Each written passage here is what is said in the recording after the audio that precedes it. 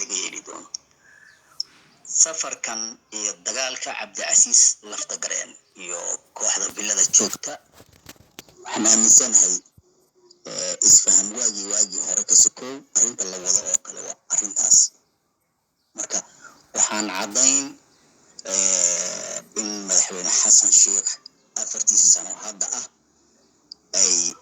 qaadi ka culayska ah in la maamul goboleedaas cusub 4 xaba Soomaaliya hadda tirada badan oo 5 ah ama 6 ah in 4 xaba laga soo qaado marka ma qasa uu maartay arrintaas u maqasheen warkaasna odaygaana wuxuu yiri waa aragtiyo aan meel badan ka soo xigtay Mareykanku hadda wado marka ma jiraan qof arrinta maqlay iyo ku jiraan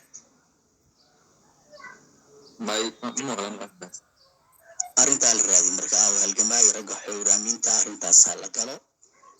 arrintaas xalay si fiican baan ismiisa kan uga doodnay macay badan baan iska tusnay aragti cusub hadda Mareykanku wado waana sababta hadda Mareykanku uu dib ugu soo laabtay Soomaaliya oo aad heshiisyo badan iyo waxyaalo badan hadda uu xasan isla wadaan marka sida ay wax ugu soo gali karaan magaranka safarkan Cabdicasiis lafta gareen iyo uu meesha jireen arrintaas ayuu salka ku hayaa sida aan maqlay waa Cabdicasiis ka soo horjeestay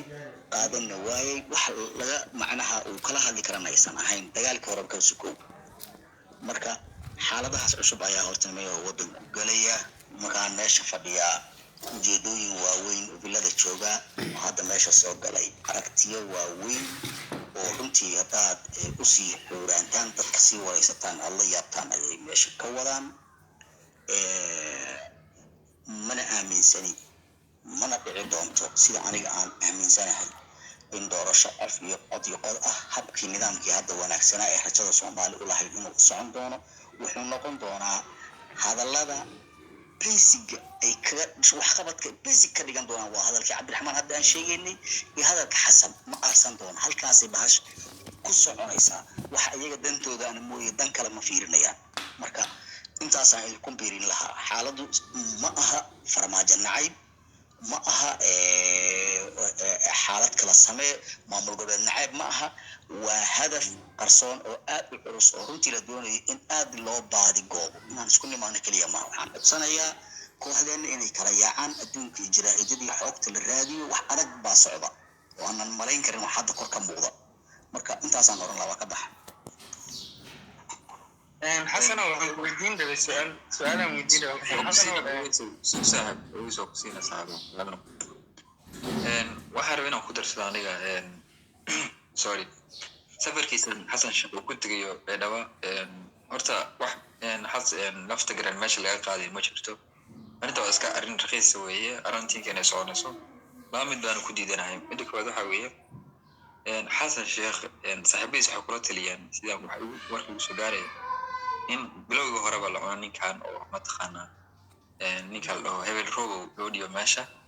marka naagtan joogta Ingiriiska maxaa lahaa Kate and Foster Kate ayaa ka soo jeestaan oo tiri ninkan argixisay weeye marka ma aamini karo laakiin asigaan lafta garaan la wareeg marka xataa markii hore way ku raacsan markii dhalinyarada badan oo Soomaaliyeed ay Twitterkii meel badan kala hadleen ay ninkan Ingiriiska wax sii deeyeen meel kasta dadkan gaaladana horta baraha bulshada dadkan Soomaaliyeed waxay tiinkinayso warbixin fahmaan wax badan bay bedelaan dadkan qolada Ingiriiska waxay doonayaan inay mataqaana ay horta dagaalkooda u horeeyay waxa lafta garan meesha waxay horta u degan wax kala maana waxa ku jira uranium waxa ku jira mataqaana oil iyo diesel ku jira marka arrintu weyn oo qaar atarka u degan taas waayay oo ay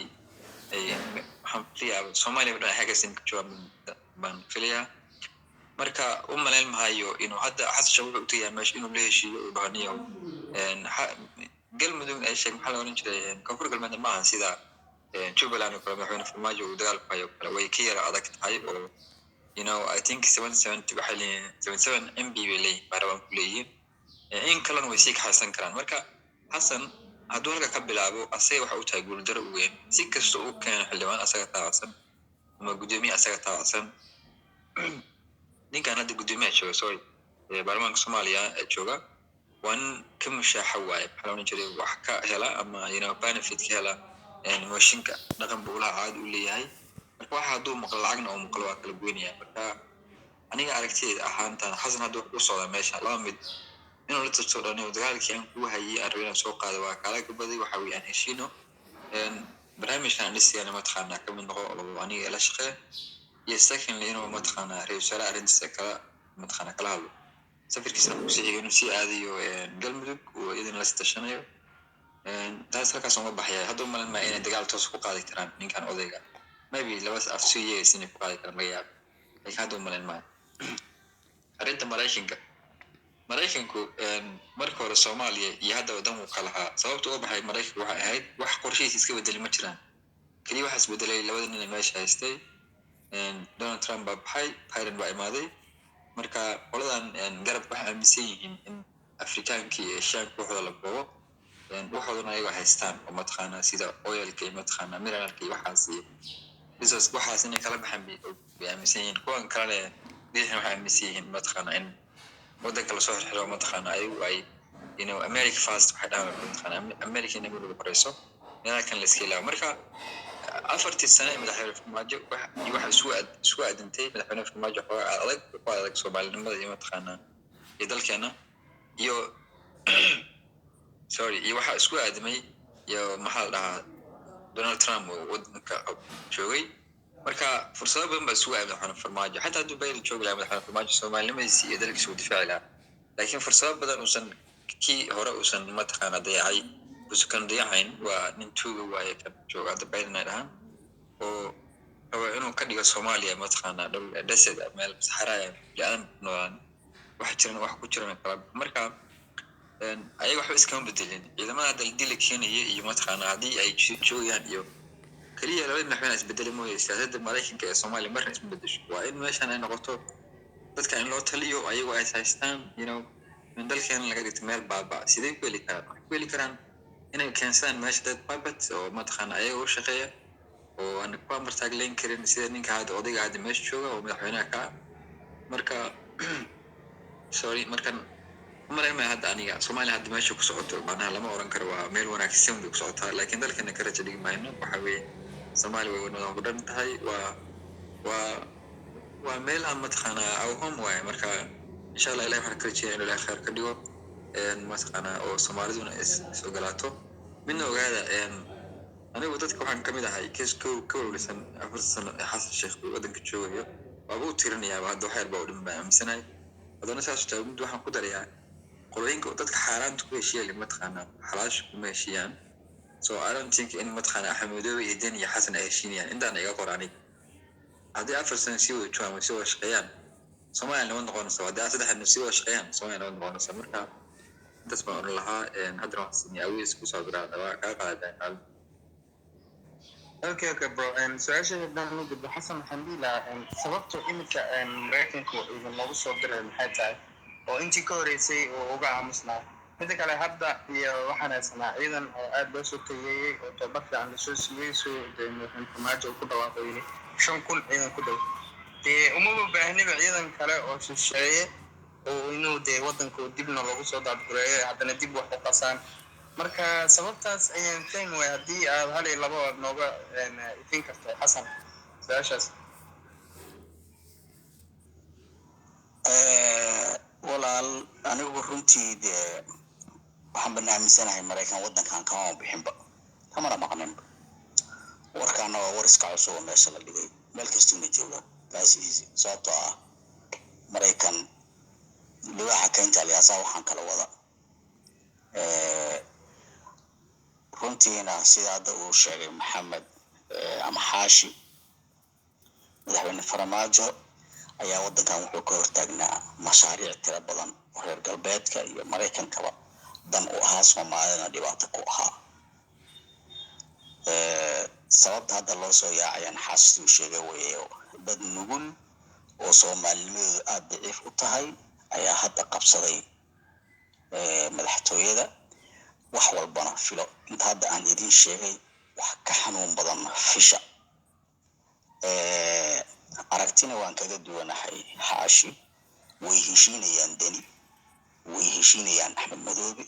Xasan Sheekh dhammaan intii hadda ay isqabqabsadeen farmaajo ka laalaaday way heshiinayaan,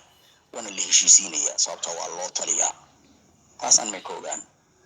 waxaan jirin saadaalin ani sidan aaminsana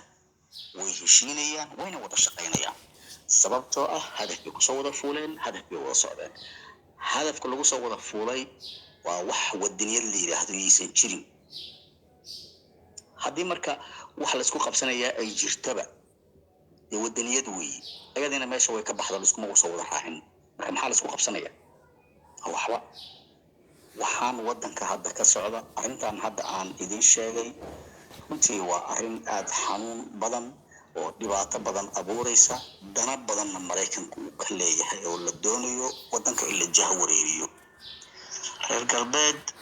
aada iyo aad bay ugu jahwareereen xaaladda soomaaliya, siday iyagu doonayeen in khayraadkooda ay ku qaataanna way ku qaadan waayeen. hadda marka waxay samaysanayaan siday uga faa'iidaysan lahaayeen kooxdahan filada fadhida, khayraadka wadankana si fudud loo qaadan lahaa. dadka hadda wada sheegayna dhammaantood khayraadka way wada bixiyaan. deni khayraadka puntland wuu bixiye, axmed madoobe khayraadka jubbaland waa bixiye. dadka la mari waayey oo waa meesha ay nimankaa dhalinyarada ku nool yihiin, khayraad badanna leh. galmudug iyo puntland saa u taqaan, galmudug iyo hiirshabelle saad ogteen khayraadka ku jiraa. ciidan maaragtay uraniumka ama ciidahan biyahan iyo waxaan dhan meesha ugu badan ay ku jiraan waa samareeb iyo ereyadeeda. dhinaca koonfur galbeed iyadana ciid kale iyo waxaa taalla waa beerihii iyo waad garanaysaa siday nimca u tahay. marka dhinacaas wayba haystaan loo reedi. somaliland dhagaxyaa laga gurtaa waa ogtiin way haystaan. puntland waa meel ayagu degan yihiin waa haystaan. solisanaag iskaba dhaafba. jubbalandna waa haystaan. marka intaan dhexe oo nimankan dhalinyarada lagu ilaasha ayhoob waa lagu ilaashanaya xitaa inaan wax badan iyaga aysan ka bixin ay ilaaliyaan oo reer galbeed u ilaaliyaan xitaa waa lagu ilaashanayay. hadda marka waxaa la soo gaaray waktigii ay heli lahaayeen si fudud inay ku qaataan arrimaha. marka wadanku tuugaa u heshiisay,